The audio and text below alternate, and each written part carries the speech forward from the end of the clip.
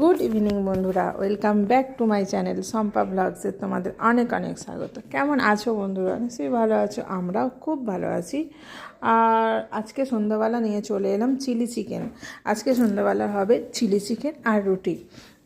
তো তার জন্য চিকেনটাকে আমি আগে ম্যারিনেট করে রেখে দিয়েছিলাম সকালের দিকে, কারণ এটাকে যত বেশিক্ষণ ম্যারিনেট করে রাখা যায় ততই ভালো হয়। তো তার জন্য এটাতে আমি কাঁচা লঙ্কা আর বেশি করে গোলমরিচ দিয়েছি। গোলমরিচ খেতে আমার খুব ভালো লাগে, তার জন্য গোলমরিচ আছে, কাঁচা লঙ্কা আছে, আদা রসুন দিয়ে ম্যারিনেট করেছি। আমি ম্যারিনেট করার সময় টমেটো সস আর সয়া সসটা দিইনি, কেমন কালো লাগে। হ্যাঁ, আর লালের জন্য কাশ্মীরি লঙ্কা গুঁড়ো দিয়েছি, তার কারণ এতে তো যাবে না, হলুদ যায় না, তার জন্য। চলো নিয়েছি ভাজা। তো দেখো কেমন শুকনো শুকনো হয়েছে। আর ডিম তো আছে, ডিম কর্নফ্লাওয়ার তো আছেই, চিলি চিকেনে ডিম কর্নফ্লাওয়ার না হলে হয়? তো সেই দিয়েই ম্যারিনেট করা ছিল। আর কড়াই দিয়ে দিয়েছি ভাজতে। চলো আর ভাজা হচ্ছে। আর এগুলো ভাজা হবে, দেখবে বন্ধুরা, একটু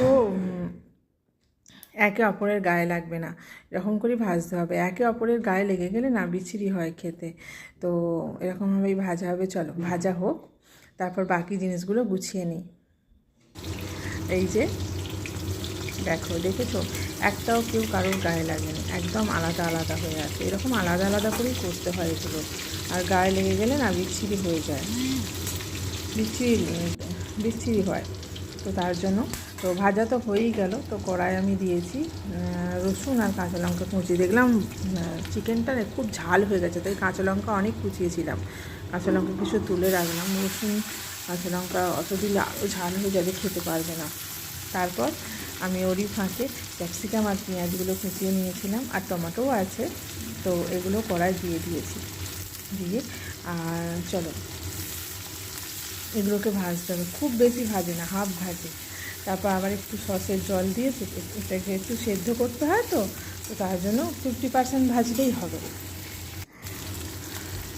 দেখো, আর একটু নুন দেবে, একটু অল্প করে দেখে দেবে, কারণ সোয়া সসটা নুন তো, তাই একটু অল্প করে নুন দেবে।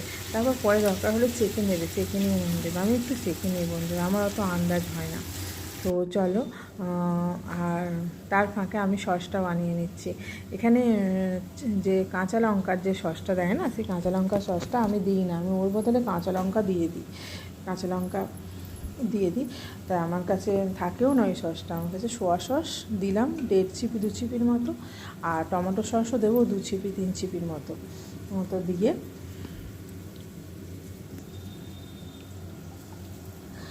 আর তারপর সসটা গুলে রেখে দিচ্ছি।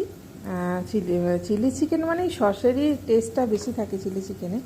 তো চলো গুলে নিয়েছি।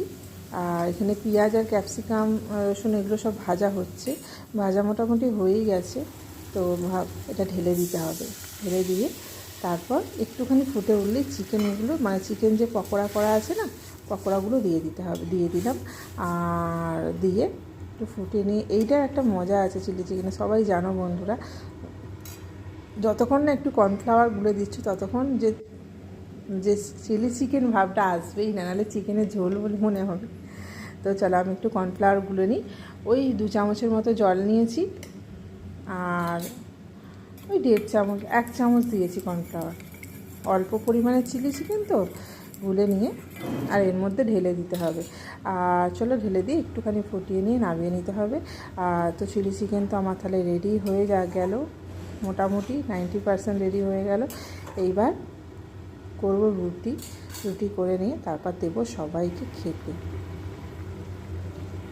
দেখো এটা দেওয়ার পর একটা কেমন হয় দেখো।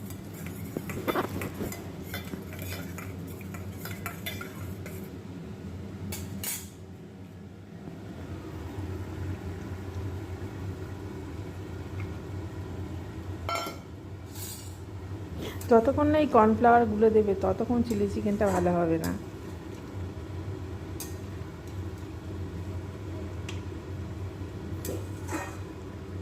চলো চিলি চিকেন আমার হয়ে গেছে, এবার রুটি করেছি, সবাইকে খেতে দিয়ে নিই। এই যে চিলি চিকেন কমপ্লিট হয়েছে।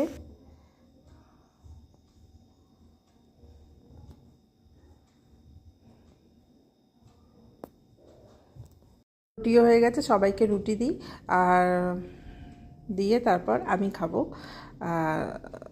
কেমন লাগলো ভিডিওটা কমেন্টে জানিও প্লিজ, স্কিপ করে দেখো না, যতটা দেখো পুরো অ্যাড শুদ্ধ দেখো, আর লাইক কমেন্ট করতে ভুলো না। এখন অনেক রাত হয়েছে বন্ধুরা, এখন বাজে 10:15-20 হবে। এখন খেতে দিচ্ছি, আমাদের এই সময় খাওয়া দাওয়া হয় অবশ্য।